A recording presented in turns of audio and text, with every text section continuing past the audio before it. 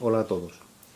Hoy les presento esta cámara japonesa de Mamilla, que es un fabricante más conocido por sus cámaras de medio formato, sus excelentes cámaras de medio formato, pero que también desarrolló varias líneas de producción de cámaras más asequibles, desde luego, y más orientadas a un segmento de mercado de aficionados. Esta cámara es una cámara reflex. Tengo otros ejemplares de otros tipos de líneas de Mamilla, como por ejemplo esta otra, que aunque físicamente se le parece mucho, la 528 AL, en realidad es bastante diferente. Es una cámara esta mucho más popular, de lente fija, no intercambiable y con ciertos automatismos. Pero en esta ocasión nos vamos a centrar en esta, en la 500TL.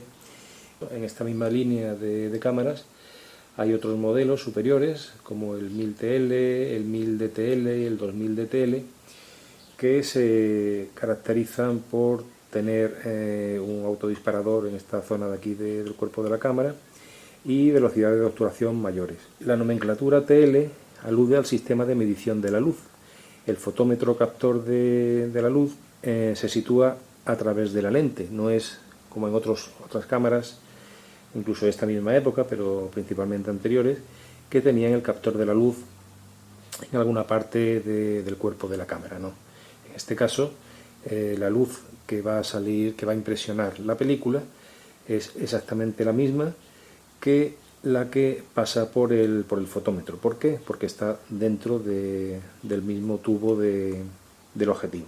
El sistema de medición de la luz, esta cámara tiene el sistema más simple, que es el puntual. Ahora comentaremos más adelante cómo funciona este sistema, pero las otras cámaras tenían la opción de bien tener un sistema de medición de la luz puntual o bien ponderado. Como solemos hacer, vamos a repasar cada uno de los componentes de la cámara. Lo primero que vemos es que es una cámara que aparentemente no tiene ningún elemento extraño. Es una cámara muy convencional y parece muy simple, pero precisamente la he traído hoy a revisión para comentar una cosa que suele permanecer oculta, salvo que uno se tome la molestia de leerse el manual. En la parte superior tenemos la rueda de rebobinado de la película. Aquí tenemos la rueda de velocidades, no está en el objetivo, y si levantamos este tambor podemos cambiar la sensibilidad de la película. Aquí tenemos el disparador con una rosca para el latiguillo, aquí el contador de exposiciones y aquí el avance de la película. Tenemos que decir que para operar con el fotómetro, Mamilla implementó de una forma bastante curiosa en la palanca de avance de la película el funcionamiento mismo del fotómetro. Una vez que está cargada la cámara, si aproximamos la palanca hacia el cuerpo de la cámara, activamos el fotómetro. En esta posición el fotómetro no está activo, con lo cual evitamos que el fotómetro se quede encendido y la batería se gaste rápidamente. Y además, lo veremos ahora quitando el objetivo, al aproximar la palanca al cuerpo de la cámara, vemos que aquí avanza esta lengüeta que presiona el pin del objetivo para cerrar al diafragma que hayamos seleccionado y poder tener una apertura previa y comprobar la profundidad de campo, etc. Eso, por supuesto, es seleccionable. Tenemos en el objetivo esta palanquita aquí para ponerlo en auto, que funcionaría de la forma que acabo de explicar, o ponerlo en M, que esta palanca solamente accionaría el fotómetro, no haría que se cerrase el diafragma. Ahora está en automático, en M, vemos que no ocurre nada, que sí ocurre cuando está en automático. Por desgracia no les puedo mostrar el visor de la cámara, pero sí les digo que es un visor bastante amplio, muy nítido, y en la parte derecha hay una aguja que oscila entre un más y un menos, y para que la escena que vamos a fotografiar esté correctamente expuesta, esa aguja debe situarse en el centro de un casi semicírculo que hay entre el más y el menos. Es una aguja muy convencional.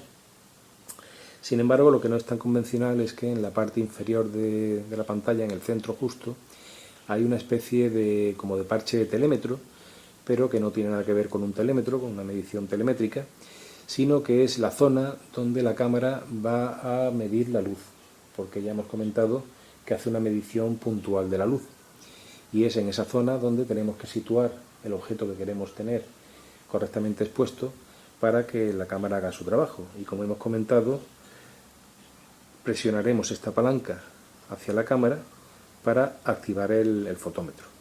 También hay que decir que para apagar el fotómetro podemos pulsar este botón de aquí de la palanca de avance de la película.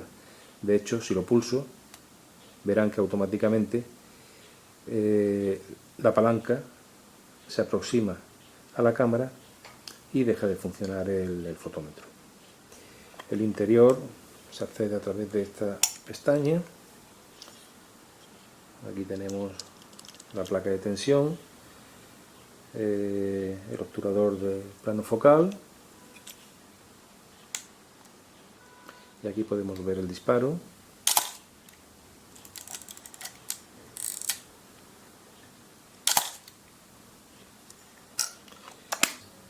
En la parte inferior de la cámara tenemos el compartimento para una pila de botón, pero es una cámara completamente mecánica, con lo cual esta pila solamente sirve para activar el fotómetro. También tenemos aquí el número de serie, el hecho en Japón, el embrague para rebobinar la película una vez expuesta y el tornillo para el trípode. En el lateral de la cámara tenemos dos conectores de cable para el flash. Y esto es todo lo que les quería comentar sobre esta cámara Mamilla, que desde mi punto de vista es una cámara básica pero competente, muy bien construida, sin ningún tipo de característica extraordinaria para la época, y además con este sistema tan curioso de accionar el fotómetro que hemos comentado. Espero que les haya interesado el vídeo y espero también verles nuevamente en el próximo. Un saludo a todos.